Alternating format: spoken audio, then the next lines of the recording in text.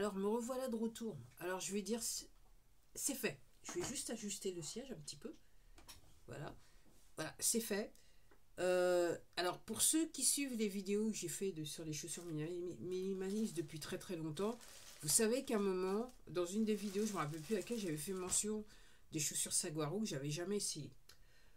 Donc je dirais que, pour tout vous dire, cet été, au printemps, j'ai eu l'opportunité d'acquérir une paire de chaussures Saguaro pour l'hiver.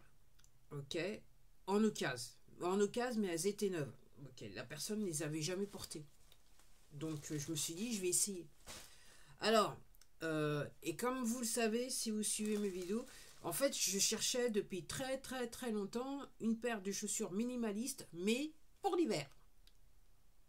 Et c'était un trip. Ok. Vous savez que mes chaussures préférées, c'est quand même les Xero Shoes, mais en ce moment, j'ai un problème avec la qualité des Xero Shoes. Et ça, je dis rien, je verrai. Mais je suis venu vous parler de Saguaro. Alors, finalement, j'ai acheté des bottines pour l'hiver.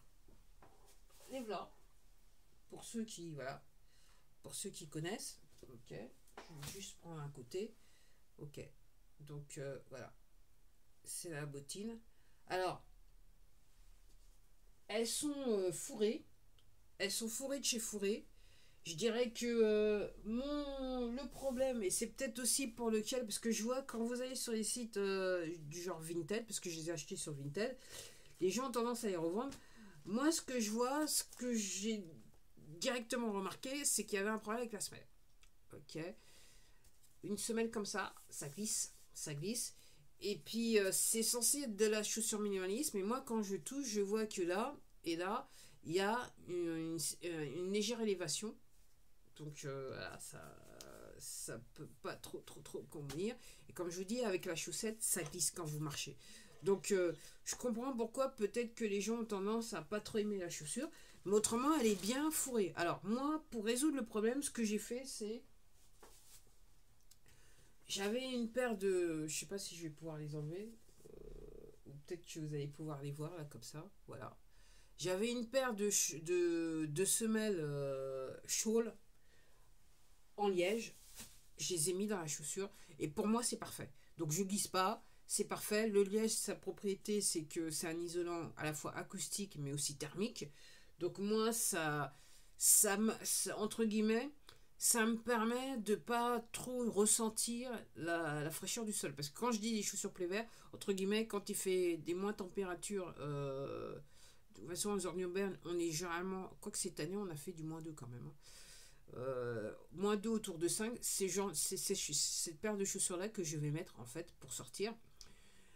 Et donc pour moi, alors je sens un petit peu le froid au niveau des doigts, mais quand vous marchez au bout d'un moment, ben, vous avez même trop chaud, hein, dans la chaussure.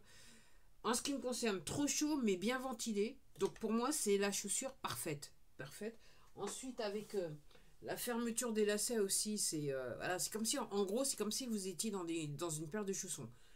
Alors, pour moi, ça me convient. Je dirais que, bon, pour le prix, rapport qualité-prix, quand vous allez sur d'autres chaussures minimalistes, plus... voilà. Alors, j'ai cité Zero Shoes, vous avez Vivo Barefoot, vous avez Merrell aussi qui en fait, il me semble. Et vous en avez d'autres, hein, sur le marché. Et mes yeux sont tombés sur une marque, je pense, espagnole qui s'appelle El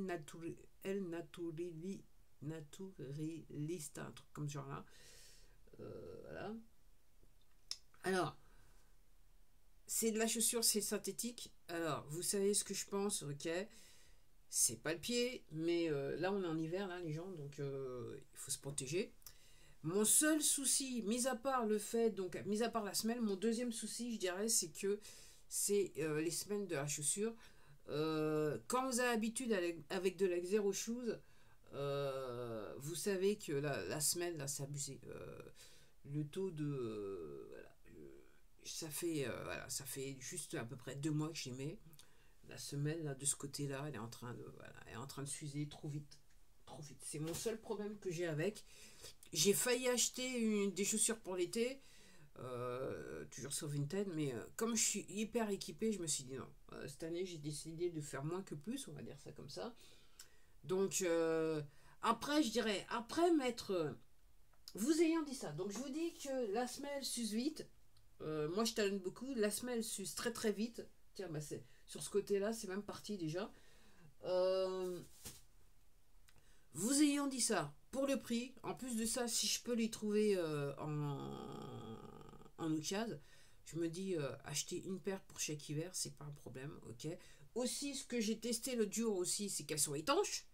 Donc chaudes, étanches et minimalistes. Honnêtement, pour l'instant, ça me convient. Ça me convient, ça me convient. Mais comme je dis, j'ai dû changer la semelle. Donc les gens, si jamais vous achetez une paire, moi je vous recommande. Alors, vous changez juste les semelles, hein, parce que c'est vrai qu'avec ça, vous allez glisser. Quelle que soit la paire de chaussettes, vous allez glisser à la chaussure et ça va être extrêmement désagréable. Alors pour tout vous dire, j'ai sorti les chaussures de la boîte, ok. J'ai mis mon pied dedans et j'ai compris tout de suite que la semelle allait être un problème et je me suis souvenu que j'avais une paire de semelles Scholl que j'avais pas qui était toute neuve que j'avais jamais utilisée donc j'ai clac direct je les ai collées dedans. Voilà. Donc pour moi c'est un beau produit mis à part les semelles intérieures, extérieures. On va dire ça comme ça. Sur ce, bah voilà ce que je pense de la la bottine Saguaro pour l'hiver. Pour ceux qui se sentent concernés et que ça convient.